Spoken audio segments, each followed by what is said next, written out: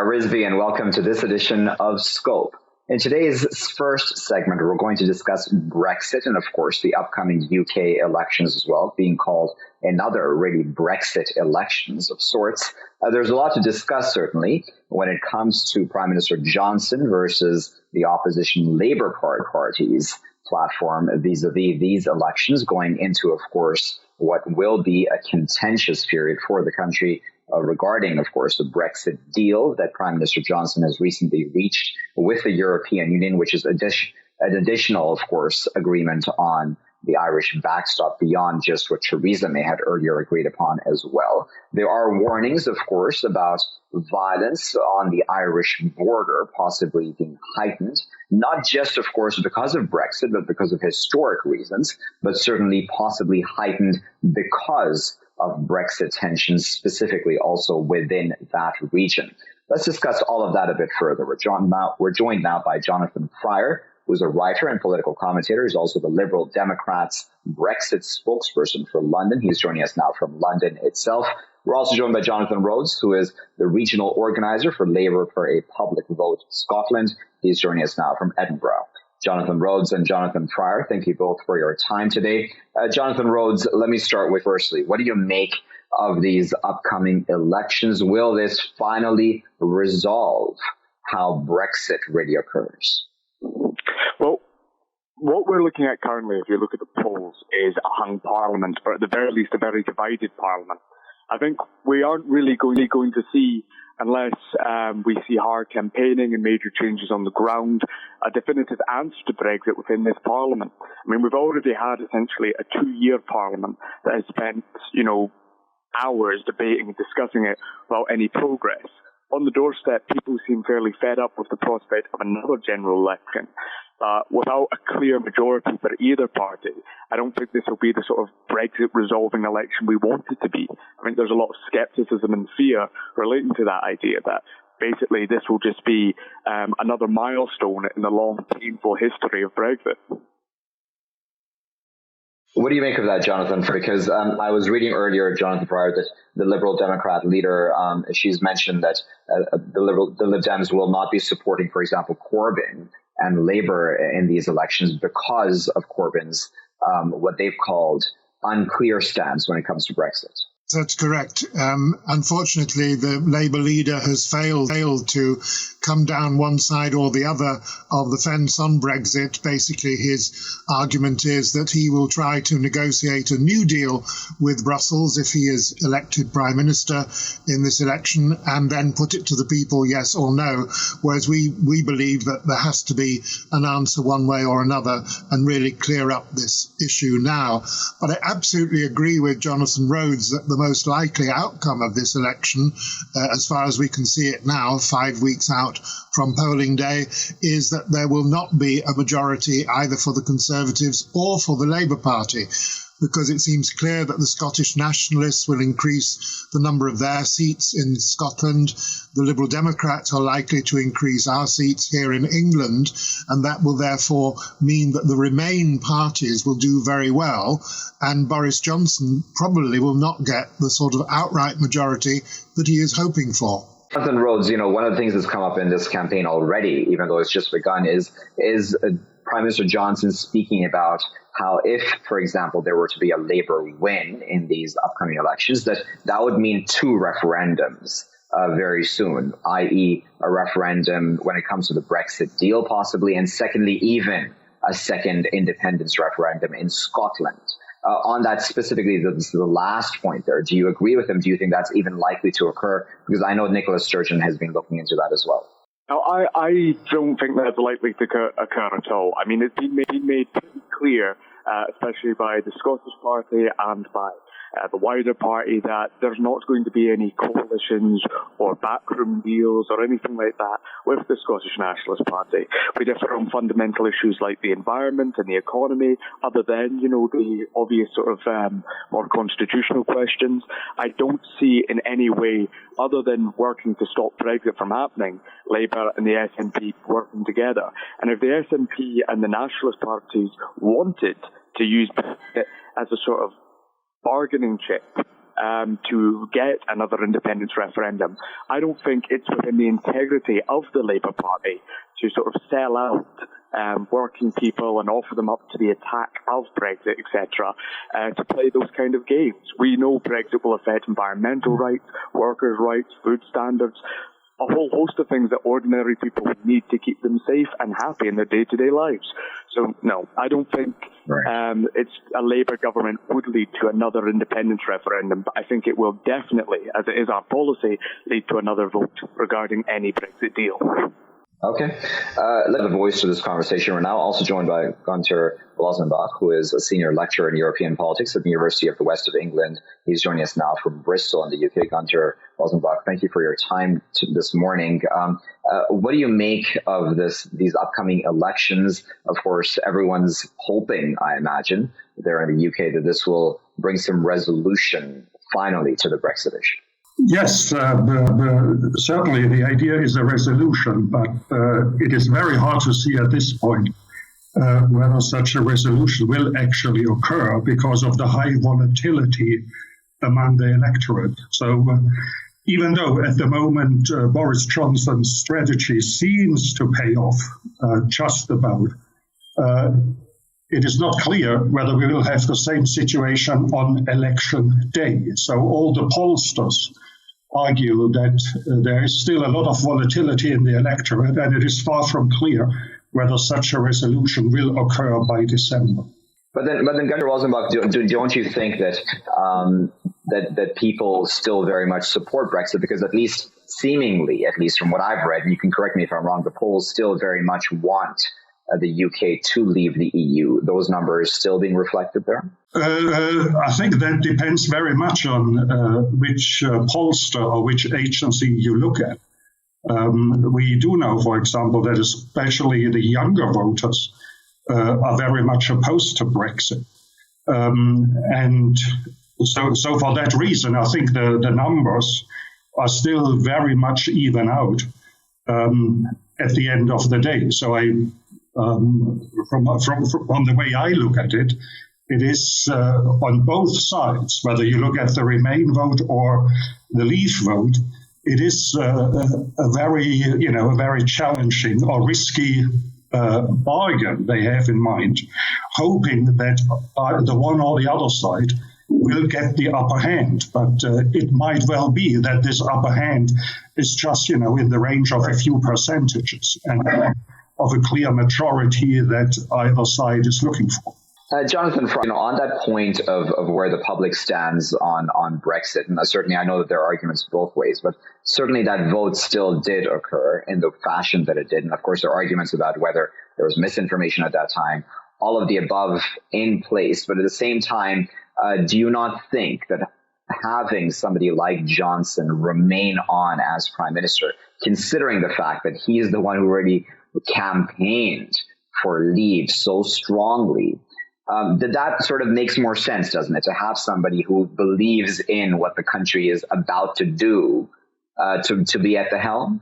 I don't think it makes any sense at all having Boris Johnson as Prime Minister of this country, because not only were there, as you rightly said, misinformation in the Brexit campaign in 2016, but the Prime Minister has shown himself to be a consummate liar, basically. It's quite extraordinary, the things he's been saying. He's often compared with President Donald Trump in America. They're very similar characters, very strong personalities, charismatic to the sort of people who enjoy the messages they're putting across, but with very scant regard for the truth.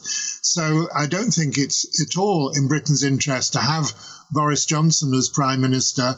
And I would agree with Dr. Walzenbach in the sense of the opinion polls, by the way.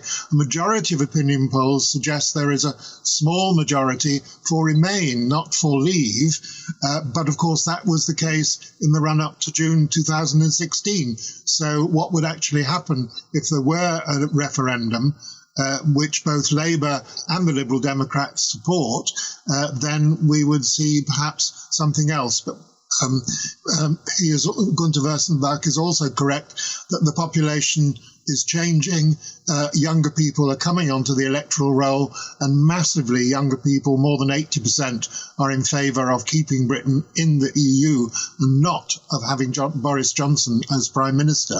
All right, so Jonathan Rhodes, what are your thoughts about Johnson remaining as Prime Minister, considering, as I put to Jonathan prior, that he's the one who really was strongest, I mean, apart from Nigel Farage probably, for Brexit during the campaign, that is, before that referendum occurred.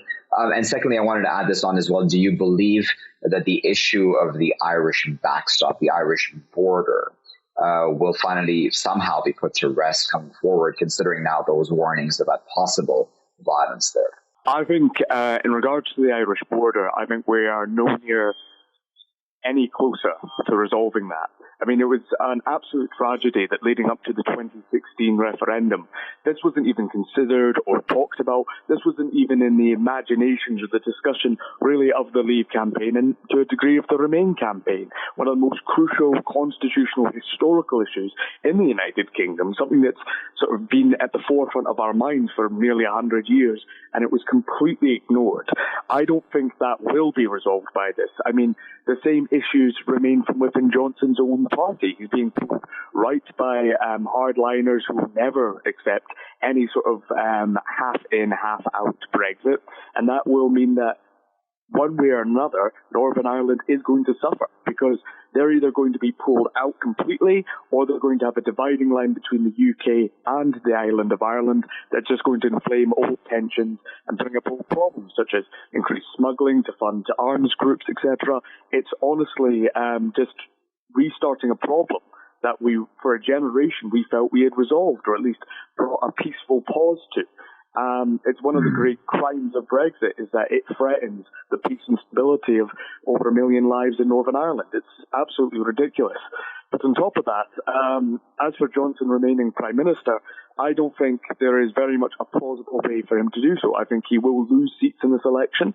I think he is, as has been talked about by Jonathan Barr, he has sort of shrouded himself in lies. He repeatedly lies. He threatens workers' rights. He threatens the very future and stability of the United Kingdom.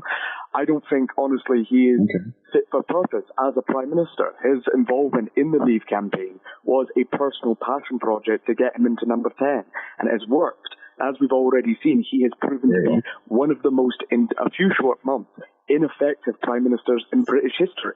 So, no, I think this election is going to be a referendum on his premiership. I think it's clear from his record he's already lost. Gunter Walzenbach, one of the things that I imagine Prime Minister Johnson would say in defense of himself is that he actually was able to get Parliament even to pass a vote when it came to the deal that he reached with the European Union. Specifically, of course, that deal being probably mostly the deal that Theresa May had reached with the EU, apart from, of course, that vital issue of the Irish border. In some regards, do you think Johnson has actually delivered? Well, I mean, he has, if anything, has partially delivered. I mean, he has actually not delivered on leaving the European Union by the 31st of this month. So he has partially delivered in the sense that the new agreement that he has negotiated has got rid of the Irish backstop. So in that regard, he can claim some success, and he has done so. But in terms of delivering the Brexit, we are still waiting for this to happen. And of course, it will depend on the voter, whether he thinks that Boris Johnson deserves additional time to deliver that Brexit, as the European Union has granted an extension, or whether the voter thinks that his time has already run out, because his big promise was that he would be able to deliver by the 31st of October, and that obviously didn't happen. Well, we'll leave that as a final, but of course, we appreciate all three of our guests for their time this morning, speaking to us respectively from London, Bristol, and Edinburgh, were Jonathan Rhodes, Gunter Walzenbach, and Jonathan Fryer. And now, viewers, this issue of Brexit is one that remains complicated, certainly going forward, even though, as I put to Gunter Walzenbach specifically, it seems that Prime Minister Johnson was able to deliver in some regards when it came to the Brexit deal that he reached with the European Union, at least partially when it came to the Irish border issue. But all of our guests seemingly are in agreement that he should not stay on as prime minister. Then what is the alternative? The Lib Dems would not support Labour leader Jeremy Corbyn in office because, again, his view on Brexit is seemingly, at least according to some arguments, unclear. Does Labour support Brexit? Is Labour Remain? What is Labour's actual stance? Jeremy Corbyn is on record as saying that he would stand by the vote that took place in 2016 when it came to the Brexit referendum. However, what does this mean going forward vis-a-vis Labour government if they were in government? Also about referendums, would they put the entire deal to the British public again for a vote? A lot of questions, of course, remain outstanding. And then, of course, there is that issue of any violence, any possible violence, that is, on the Irish border as well. We'll keep a close eye on that here in Scope. I'll be back, though, with my next segment after this break. Stay tuned.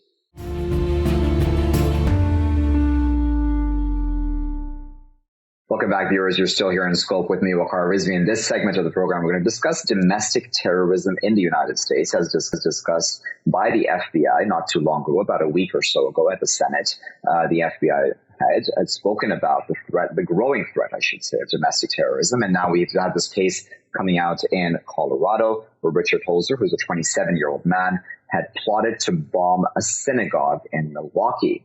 And of course, the details of this are significantly disturbing, but do, of course, point to a trend again that is taking place in the U.S. And this is obviously not a new trend that is occurring.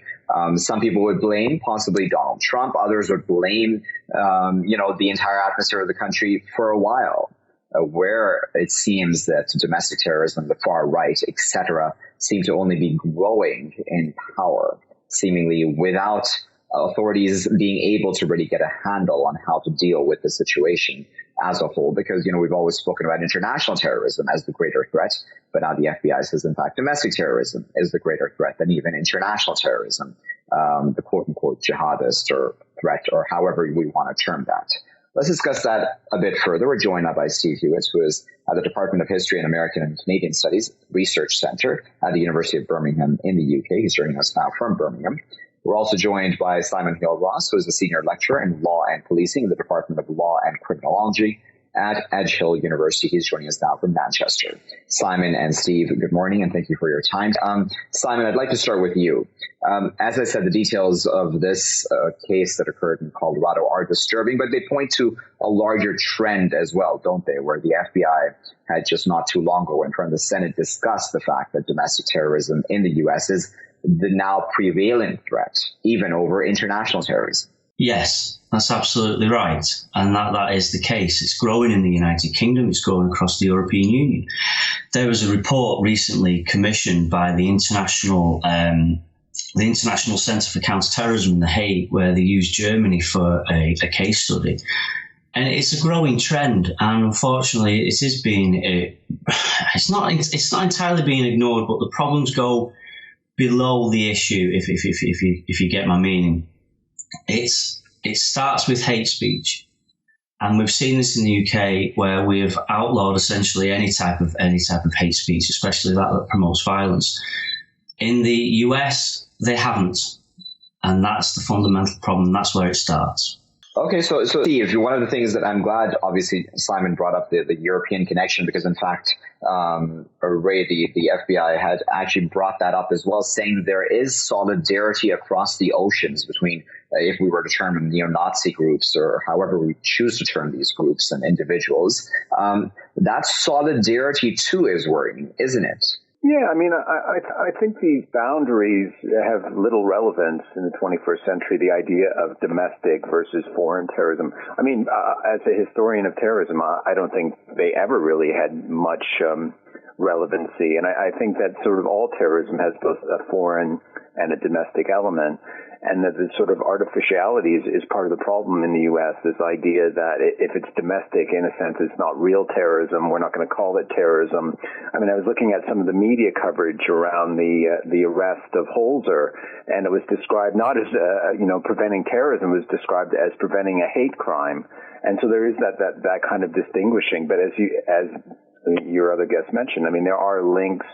And, you can see this trend going on, with the New Zealand attack and elsewhere, these sort of links on the far right on white supremacy terrorism, links between various entities in different countries. But I think we need to get away from this sort of foreign versus domestic and just see it as first and foremost as terrorism. That's a very good point, Simon, because I wonder at some level if we get too bogged down sometimes in this terminology as such. Obviously, it's good that now even the far right, these sorts of threats are being labeled terrorism, certainly. But do you think that the semantics of this is not as important as many of us possibly make it out to be? I think the semantics is extraordinarily important because you need to label it in order to, the whole point in labeling an incident as terrorist is for the public. It's to public outcry, it's condemnation, and it needs to be labeled correctly. Double standards should not exist, and unfortunately they do. And again, it's something that the International Centre for Counterterrorism picked up earlier this year in the report, was that there is a double standards between jihadist Islamist threat versus national threat. The FBI in the US is a little different in that the legal definition of terrorism is different for both.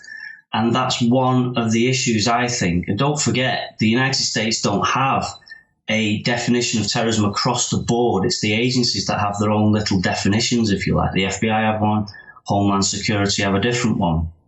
And what they really do need to get a grip with this. We also need to, my advice to the US would be to almost mimic kind of what the United Kingdom have done, what Canada have done within the Commonwealth, is that take a risk management style approach to terrorism in terms of trying to stop the hate speech first, trying to stop the promotion of violence, full stop, or the promotion of hate. Steve, I imagine, if we were to discuss just politics now, it's really hard to talk about hate speech without addressing politicians' role in all of this, right? So we can possibly talk about, of course, Donald Trump and the way he speaks about just immigrants and minorities in general sometimes. And we can even point to the likes of Prime Minister Johnson possibly in the UK or other European leaders. Victor Orban comes to mind. There's several others as well. Salvini at one point in time in Italy as well. All of that is factoring into this, certainly, I imagine. Yeah, no, I don't think there's any question. When Trump warns about an invasion of immigrants, illegal immigrants coming across the southern U.S. border, and then someone takes a gun and goes to a synagogue, the person is railing about an invasion and looking to stop it. You can see the rhetoric from the top percolating down to extremists at the bottom. And I think this is an issue that really, there's been an effort in the UK to try to get politicians to reflect on the language they're using in the context of Brexit, terms like traitor and treason. But in the US, I think it's also equally difficult. So you've got politicians who sort of have mainstreamed many of these sentiments. Again, Donald Trump after the Charlottesville event describing neo-Nazis as good people. But also in the US, you have the First Amendment, which protects what in the UK would be criminalized as hate speech. And therefore, that makes it very difficult to sort of crack down on the sorts of, speech that would be criminalized in Canada, in the UK. And then if you take the First Amendment and then combine it with the Second Amendment with the right to own and bear arms, it makes for a very, very dangerous situation in the United States in the 21st century. Indeed. So on that point then, Simon, how much responsibility do politicians need to take on at this point in time when it comes to their own speech? Because it seems, if I'm not mistaken, Simon, that politicians do ride on some wave or some form, be it implicit even, of hate speech. Well, we've certainly seen that in the United States with Donald Trump and his campaign, with the crowd behind him chanting over the four ladies. Steve's absolutely right. He hit the nail on the head. Politics at the moment. We've seen a growth of right-wing politics across the European Union since 2012. So it's nothing in particular new. But what happens is, as right-wing politics, if you like, starts to come further into the centre, we see extreme right-wing follow it. And then these ideals and these ideas that they have seem to be more profound, and they can be much more open about it. And again, agreeing with Steve, is hate speech in the UK is illegal. But in the United States, the First Amendment protects that. It's something that they need to address at some point.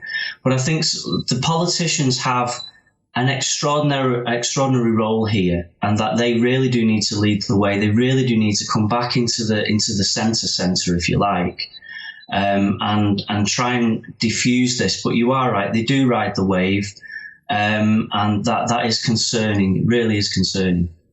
Steve, one of the things that strikes me is that even in countries where there are stricter laws when it comes to hate speech, so that's still very much occurring, isn't it? Where groups are still very much allowed to exist and hold public events. And I'm going to point to Canada as an example because I know you understand Canadian politics well as well. We can talk about the Proud Boys movement. We can also talk about the People's Party recently, which ran in these recent elections in Canada.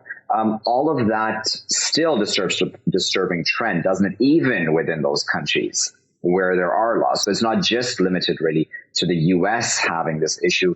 It's all these countries. And why is that then being allowed, do you think? No, there's no doubt that you can have laws, but that doesn't mean obviously they always will be enforced or that they will be able to stop materials that sort of skirt the boundaries around what is hate speech and what is acceptable. And you just see this climate in Canada, which also is partially domestic, partially foreign. I mean, obviously what's happening in the United States is having a spillover in Canada. It's had a spillover for decades of links between the far right in the U.S. and the far right in Canada. But you've got anxiety in many of these countries over growing diversity, that leads to sort of racist theories around so-called white replacement and things such as that. And this is spilling over, and they're feeding off each other. And, then you have a situation in Canada, in the province of Quebec, where you have the law that was passed to ban the wearing of turbans and hijabs if you're, in public service. And, that if you have debates around that, then that also then skirts the boundaries and what is acceptable and what isn't. So this is certainly not just an American problem. It is obviously, as Simon mentioned, it's a problem in a number of countries. And again, sadly, it's not going to go away. All right. Leave that as our final comment, and of course on a pessimistic note, but we do certainly appreciate Steve and Simon for their time this morning, speaking to us from Manchester and Birmingham respectively. Of course, this issue of far-right extremism, far-right terrorism, however we want to term it, but terrorism, nevertheless, as both of our guests are agreed upon, it's important to label this correctly, firstly. And secondly, maybe the entire labeling of foreign versus domestic isn't as important as we think, because there's a lot of overlap, isn't there? There's a lot of connections in a globalized world between all of these groups, as even the FBI director said, that the neo-Nazi groups are uniting across the oceans. They're not necessarily plotting yet together, according to him at least. They may very well be behind the scenes. We may just not know yet. But that also is a disturbing trend. They're uniting over hate. And even in countries with laws in place, be it the UK, be it other European countries, be it even here in Canada right now, there are laws in place, stricter laws than the US, that is, over hate speech. And nevertheless, hate groups are still doing well. Why is that occurring? And what does that then mean for further plots to bomb synagogues or mosques or other places of worship or other places for other minorities and immigrant communities? We'll keep a close eye on that, of course, here in Scope. I'll be back with my final segment after this statement.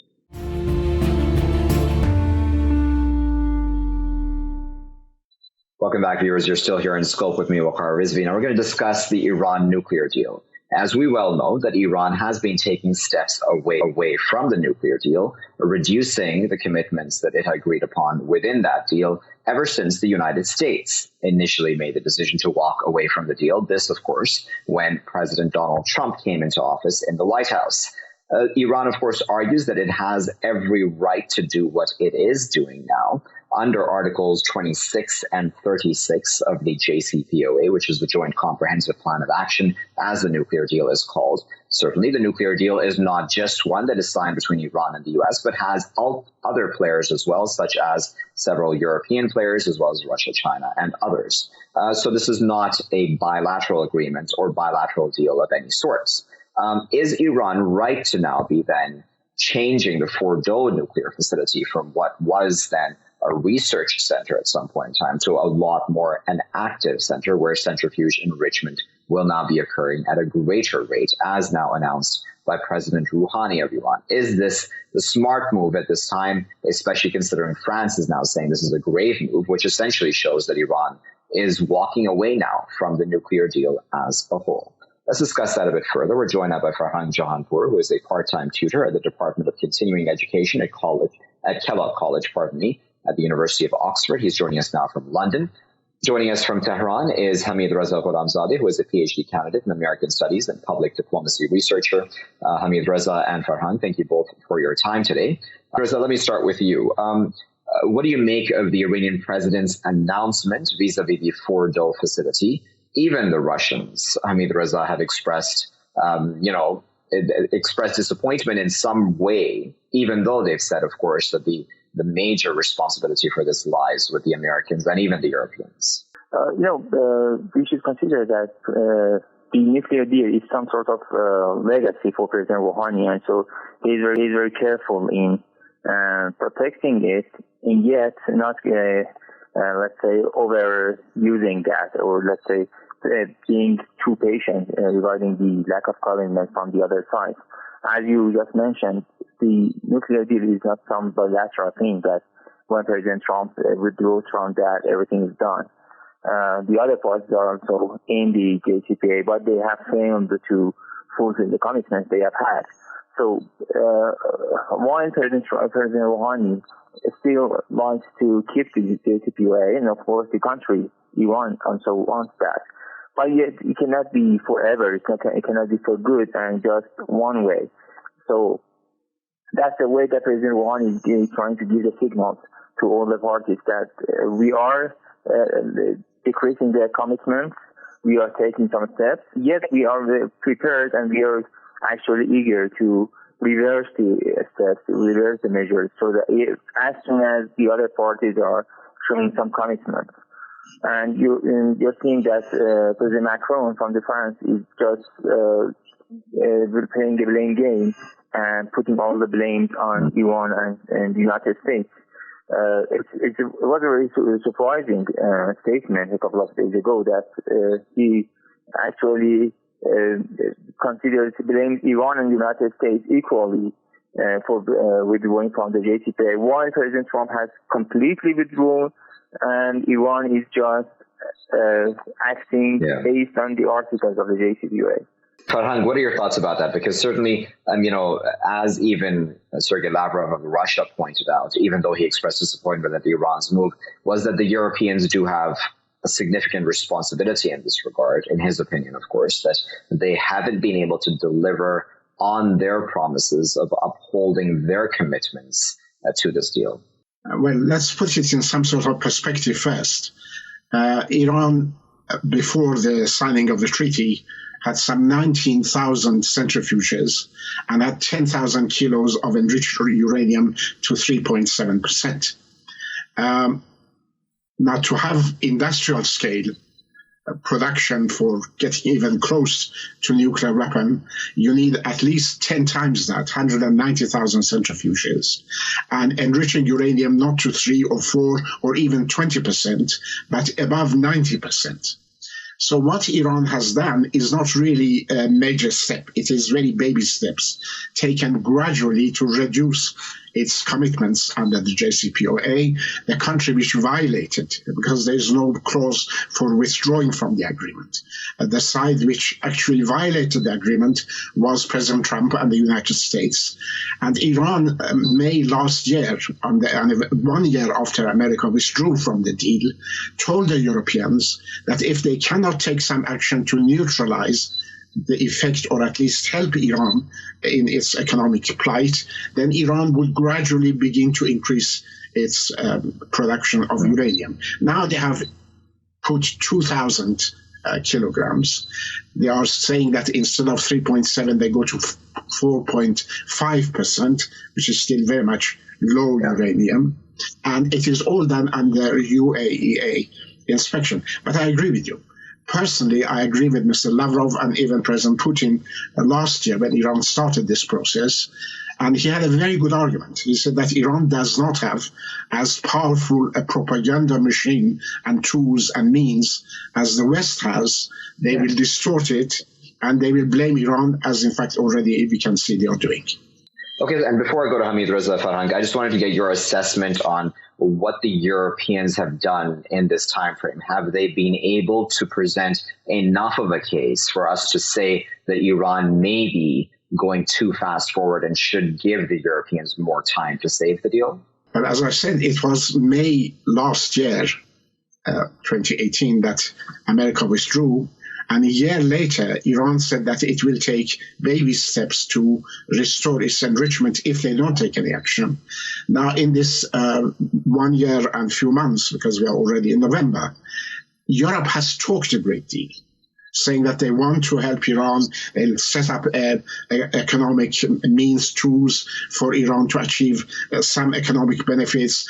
President Macron even talked about a $15 billion deal with Iran to help with humanitarian assistance, not a help, but to make a sort of provision for Iran to sell as much as $15 billion worth of oil so that it can buy necessary medicine. But up till now, not a penny has gone to Iran. And I think Iranian patience has finally snapped and said that, we will start. But as I said before, I really don't see the logic of it. Because if they are going to put pressure on America, it is totally useless. They are not accepting the pressure. If it is to encourage the Europeans, we have seen in 17, 18 months that it hasn't produced any help from the Europeans. While Iran had the upper hand and the moral high ground that they were not breaking away from the JCPOA, now they only provide excuses to the Europeans to say that, yes, you have violated it. Hamidreza, another big news piece that, as you well know, has come out over the past 24 hours is that of Iran canceling the accreditation of an IAEA inspector who was prevented from entering a nuclear facility last week. This was the Natanz uranium enrichment facility because some sort of an alarm went off and officials fear that she was carrying suspicious material of some sort. What do you make of that entire case? Through the years, through decades, you can say, we have seen a lot of cases that agents, let's say mostly American or Israeli agents, have been coming to Iranian facilities under the pretext of under the cover of the IAEA inspectors. So Iran is very sensitive in that regard. We have had some cases that they try to, let's say, bring some polluted devices and objects, and so it is very sensitive for Iranians right now not to be accused of anything by false flags and such things. So as soon as the alarms were actually lighting and alerting in the facility, they had, let's say, got the person, the lady, and after some inspection and investigations, she has been released, and they have all the procedure has been under the by the information of the IAEA. And apparently, our representative, the Iranian representative to the IAEA, is going to provide a report in the next meeting.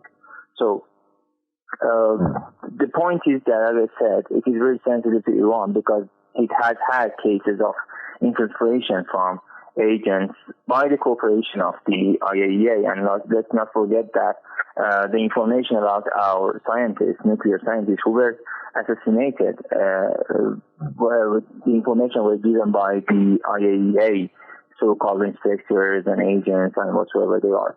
So it is very, let's say, alerting that this case seems to be another case of those infiltrations, I believe.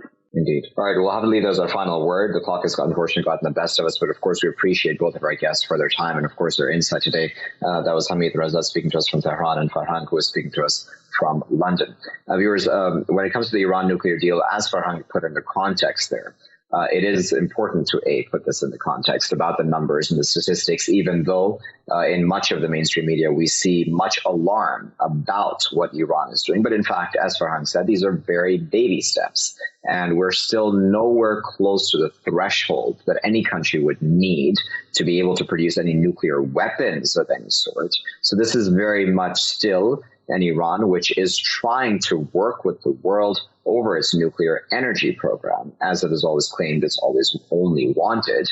And of course, about this issue of the IAEA inspector, as Hamidreza also contextualized, it's important to know that nuclear scientists have been assassinated in Tehran, in Iran, throughout the country, in fact.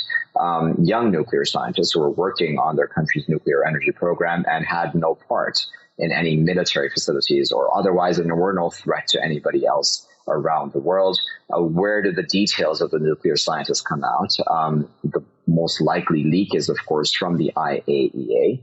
So for any inspector then to raise an alarm at a nuclear enrichment facility, that would, of course, be seen as sensitive and an important breach by the IAEA in this regard. We'll, of course, keep a very close eye on those developments and how they develop in the coming days, weeks, and months as well here in Scope. I'll leave it there for now, though. I've been Waqar Rizvi, coming to you from Toronto. Thank you very much for watching.